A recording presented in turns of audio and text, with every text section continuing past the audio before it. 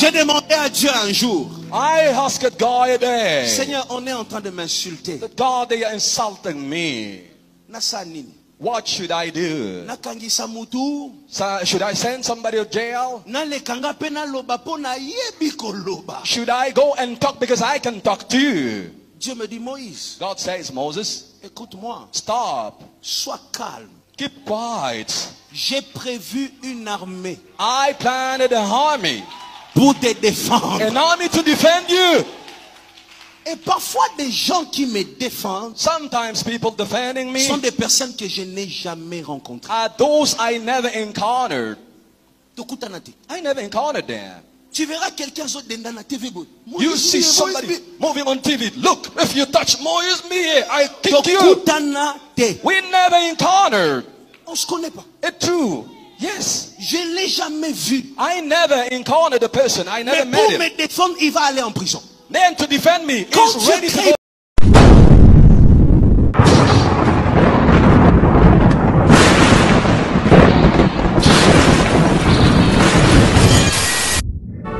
Bonsoir, bonjour, na balani sur la télévision. Bande kolanga to bilebile kwa Moïse Mbiya. Bande kolikambo oyo eza somo na kati ya etonga Moïse Mbiya akokumisa ndeko kindingu na oyo asalaki pona défendre. Bande konanga na éviter par rapport ya kotala bonzambe. Est-ce que nzambe akokota na makambo oyo ya komona ndeko kindingu na makambo yo sala wana pe azwa gloire na kati ya etonga nzambe na éviter makambo oyo batumi bale baza koswana bato baza kowela to éviter succès na bango.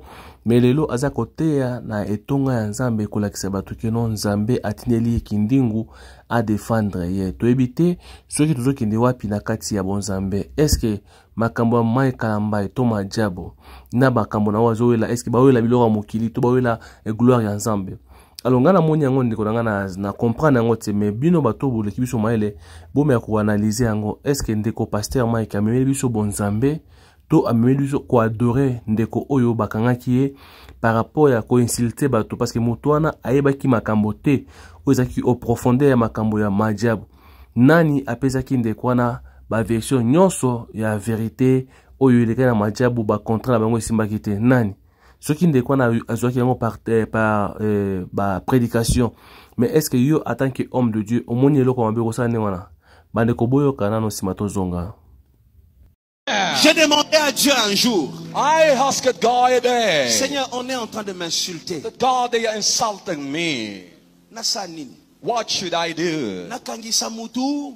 Should I send somebody to jail? Na lekanga pe na loba po na yebi koloba. Should I go and talk because I can talk to you? Dieu me dit, Moïse, God says, Moses, écoute-moi, stop. sois calme. Keep quiet. J'ai prévu une armée I planted an army. pour te défendre. An army to defend you. Et parfois des gens qui me défendent Sometimes people defending me sont des personnes que je n'ai jamais rencontrées. are those I never encountered. Tokutanati. I never encountered them. Tu verras quelqu'un d'autre dans la TV. You see somebody moving on TV. Look, if you touch Moïse me, I kick you. Tokutanate. We never encountered. On se connaît pas. It's true. Yes. Je l'ai jamais vu. I never encountered a person. I never Mais pour met him. me défendre, il va aller en prison. Then to defend me, Quand he's tu ready to crées go pour to toi une jail. armée, When you pray, you need see an quand army. tu crées pour toi une armée, When God is making an army for you. Oh, sakamaribus. parfois quand Dieu te dit reste calme, Sometimes when God says keep quiet, ça veut dire il a prévu des gens qui peuvent parler. that means that He plans. nalinga bato ya kotoi okofutaka bashwa na yo bashwa na yo moko okofuta ngo olala elali na yo olamuka olamuki nango ata okimi na internet bakotindelo capture ngaka kotaka internet inga makambo wana eza te osituka boye Rachel atindelo capture.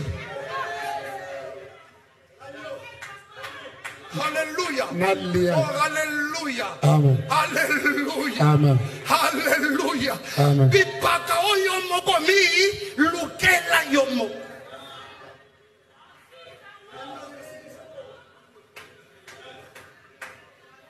Olamuki bo wana version sika.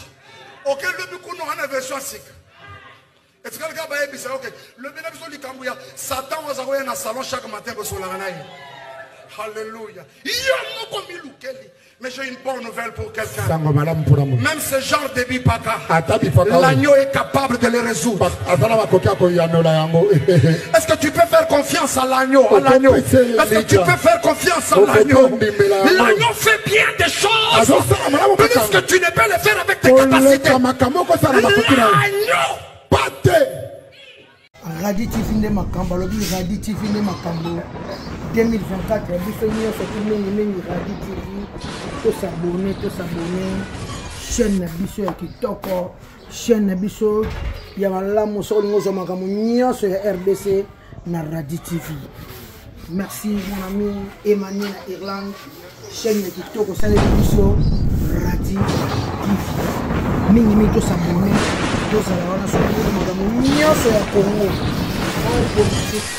Sport, théâtre, musique, Mamounyas ya Congo, Radi TV, Azana Pona ba Congolais, tout, vous êtes partout au monde, sur le bala étranger, au bala mondial, au bala ouest africain, au bala boye, yebisa mobali na yo, yebisa mwasi na yo, akala kamini Radi TV, ayo mamamboka na bino, pour yamone makani, yamone ba chaîne kilelo.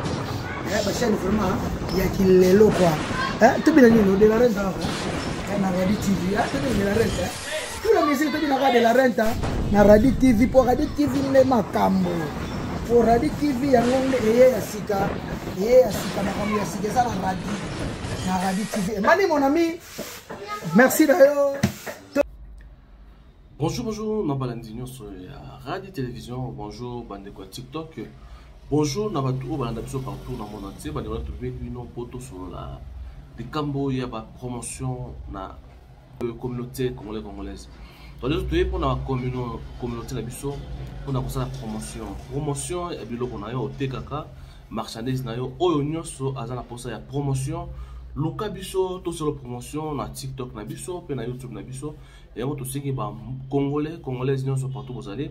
Ozana pour ça, il y a produit na yo etambola biloko na ozana ngo etambola tozo promotion na prix ya kitoko parce que neza awa toza posa ko sunga ba congolais partout bazali na biloko basalaka ba mona clair veut dire to fongoli porte pour na mututu oyo azana posa ya publicité to promouvoir biloko na otekaka ba produit na yo otekaka nzambe alola ako venir par rapport ya bande ko landa biso ba partageaka baso ma produit oyozotika yango toye et pas ya mutu nyonso azana posa ya promotion ya produit na ye oyo atekaka ezala savon ezala mafuta ezala ba produit oyo kosunga bande na biso ba tâche ya banduta oyo ya kosunga pona komela neti biso moko tokosala bino ba promotion pe ya kolakisa bino bakisi ya kosisa poison na kati ya nzoto pe ya kotraiter makila na biso yango tosengi ndeko nyonso partout ozali